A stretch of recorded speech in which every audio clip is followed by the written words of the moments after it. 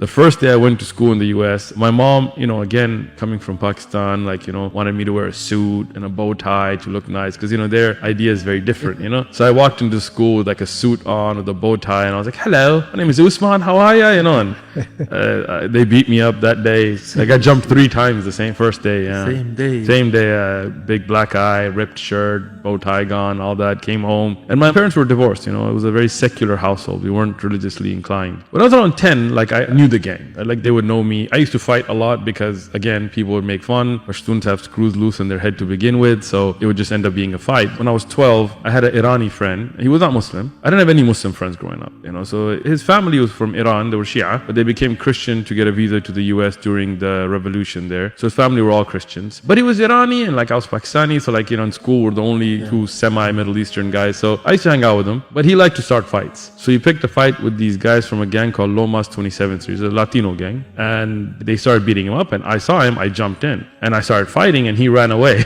And 3 guys beat me up though. When I went home, I was pretty bashed up. They were older guys. So my mother called my father. He didn't live with us, so he came. And I remember it very clearly. So he pulled up. He had this old Camaro that, at that time was new.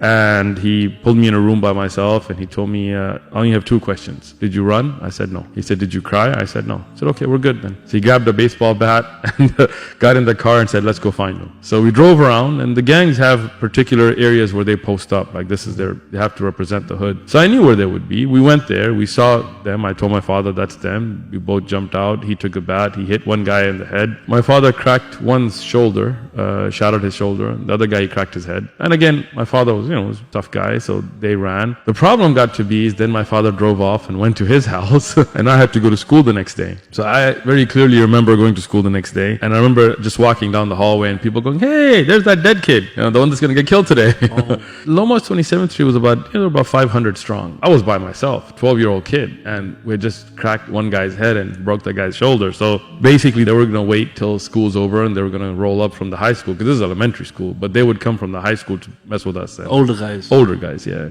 And it was going to be my death that day. So another gang called Eastside San Diego, also Sureños, they approached me. They said, look, we've seen you around. You can fight. You stand your ground. If you don't want to die, join us. And Eastside was about a 600 people strong gang. And they didn't like Lomas Street to begin with. So they were like, you join us, we'll protect you. So that's how I, at 12 years of age, got into gangs. So basically, when I got involved in gangs, it wasn't like robberies and little things. It was a lot of bigger stuff. We used to work with the cartels. San Diego is the last city before Tijuana. Border, yeah. So all the drugs that come into the US, they go. And Tijuana, Mexico is the most dangerous city in the world. If you Google the highest murder rate in the world, 1 year they had 2,800 murders just in that city. We had people who would go and sell drugs on the streets. I wasn't one of them. I was part of the more people that planned things. So we used to go down to Tijuana, meet with the cartel guys. We would facilitate bringing the drugs in. We would take guns from the US to them and they would pay us in drugs and then we would then sell those in the streets. We did robberies. We also did hits for them. Right? So if they wanted somebody killed in the US, they wouldn't send a guy from TJ. They would just tell one of us hey, here's a guy, here's money. So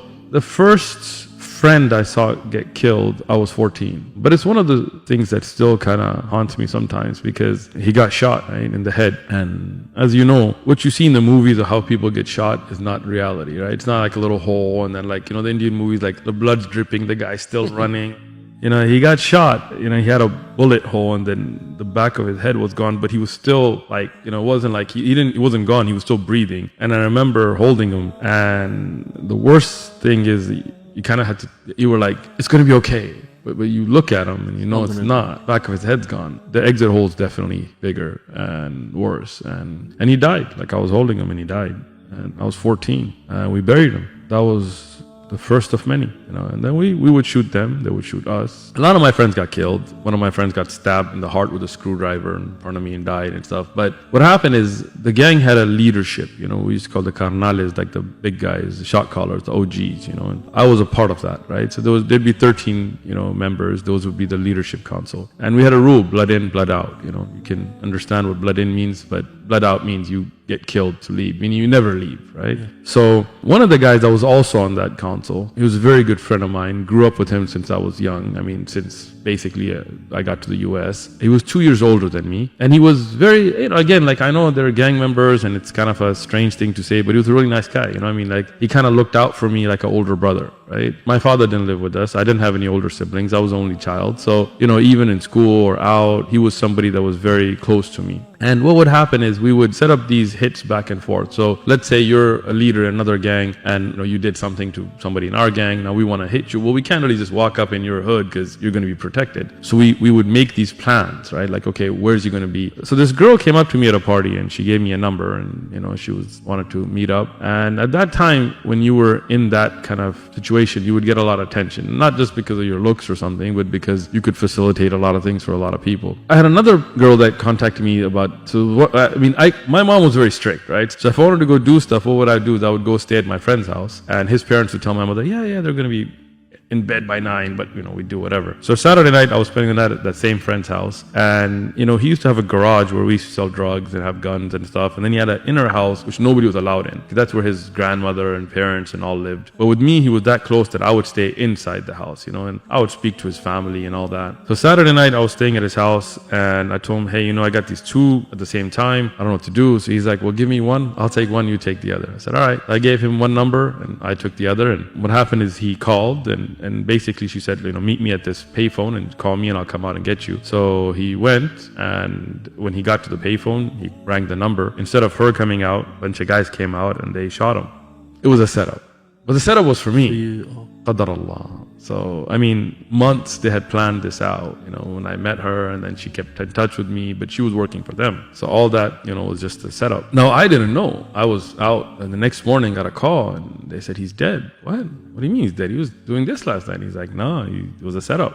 And it hit me hard. I felt guilty. It was a different feeling, because he's a close friend as well. Very close. Very good guy.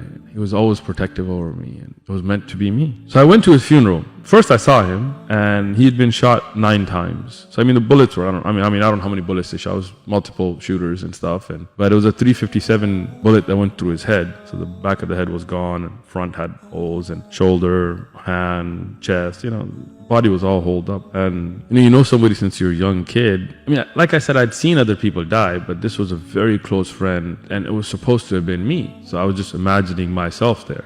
So we had a lot of money, like we used to bring drugs. We couldn't put it in a bank. We couldn't buy property. We couldn't invest. So what we'd do is we'd buy cars and put expensive rims on them. And so we had a really nice 64 Impala with rims and hydraulics and paint job and custom seats and all that. And I was 18 at the time. So it's not like, it wasn't really mine. It was ours together from the money that we all got from the drug trade and stuff. And he used to take care of that car. Like he was really into cars. I wasn't really a car guy. But he was really he would wash it and clean it and all that stuff. And I saw his brothers were driving the car, and he had 13 girlfriends, not girls that he slept with, who knows, but 13 that were like his girlfriends, that they all knew about each other and all that, And each one of them was at the funeral, but crying on some other guy's shoulder. I watched this, I watched those girls go home with another guy. I went to his house. I was very close to his family, and obviously his mother was having a panic attack, and his grandmother was crying, but his brothers were already fighting over his things. And at that time we had these jackets called Ben Davis. They were heavy jackets, and they were expensive. For us, they were expensive,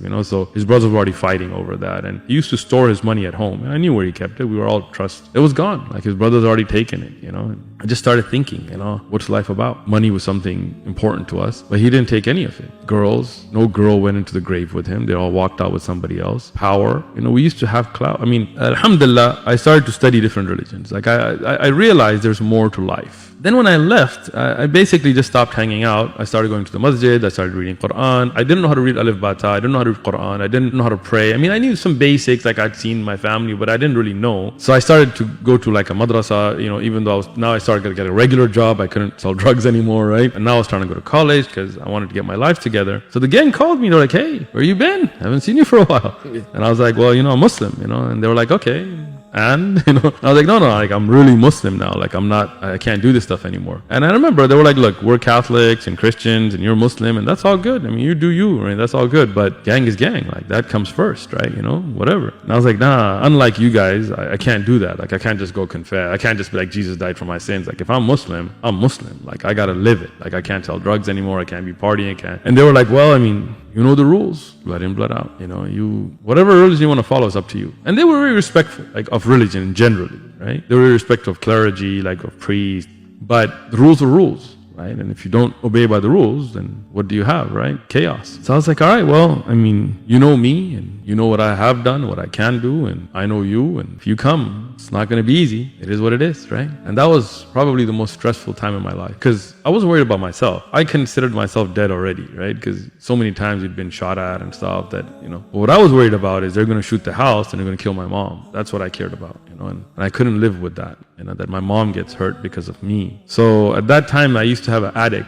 The attic had a vent to the street, so like little. So I would spend the night there with a gun, just waiting. And I knew how it was going to be done because I was part of the enforcement before. They would wait till 4 a.m., 5 a.m., Fajr time because gang members would stay up late. But by that time, you get drowsy and you just pass out, and then they just shoot up the whole house. So I was just waiting, and a day went by, and 2 days, and 3 days, and the stressful thing was they knew everything about me. They knew my schedule, they knew where I lived, they knew my family, they knew everything. After a while, I started thinking, I used to roll with these guys and we went through crazy experiences together. We were shot at, we were stabbed, we shot at others, we were arrested and we didn't rat on each other, we were pulled by police, and all of that we lived through, I owe it to them to at least tell them about Islam. If it changed me, maybe it would change them. And I felt guilty. Like I felt like, okay, I got this amazing thing, Islam, that now I realize the purpose of life is not sell drugs or party, and now I realize there's a greater purpose and why we exist and why we were created and Jannah and Jahannam. But these guys don't know this stuff. So I said, I'm going to go to the hood. I had started to grow my beard. I was wearing a thobe, imama, so I changed. And I wasn't going to go armed because I'm not going to take them on, right? So I was like, okay, I'm just going to go. So I started walking, and I can't imagine what they were thinking. Like some guy in a robe is coming. I don't know what code they sent. But they didn't recognize me at first because I was,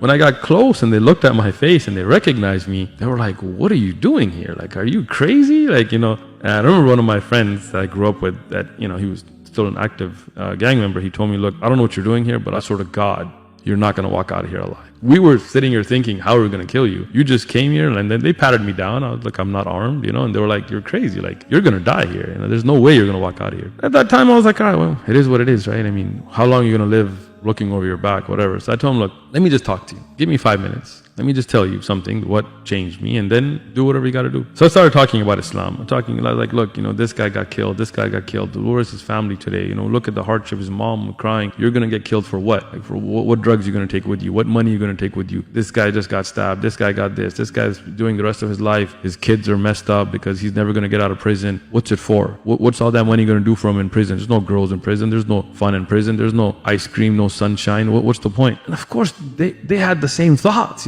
so it resonated because whatever I was going through, they were going through. So 2.5 hours later, one of them, the OG, told me, look, we're going to give you a pass. Let's go. Just get out of here. We don't want to ever see you. Don't ever get in the hood. Don't ever let us see you. Just go. And in religion, we respect it. Leave. I told him no. Tell him, look, I'll leave on one condition. You guys come to the masjid. Just one time. We'll make food for you. We'll sit down in a good environment, not this kind of place. And just come. We're like, this guy is crazy, like we're letting him live, and now he's putting more conditions on us. And then after a while, they're like, all right, fine, we'll come. Now, again, there were 600. Not all of them came. Maybe, I forgot, maybe like 70 or 60. Many of them, maybe 20, I don't remember. Like a lot of them came, not the same day. Alhamdulillah, 12 of them became Muslim, Look, it's not a fairy tale, right? Some of them still got killed. I mean, it's not a movie. Like, this is reality. It is what it is, right? One of them, he had killed somebody's cousin, and even though he left the gang world and he was coming to the masjid, one day they saw him at a store and they shot him. One of them ended up, he used to sleep around a lot. He had AIDS, he died from it. Some of them got locked up for stuff they had done in the past. But I can tell you, alhamdulillah, I still know some of them. And they're Muslim, and they left that world. They had to leave San Diego and stuff. So alhamdulillah, some of them did become Muslim.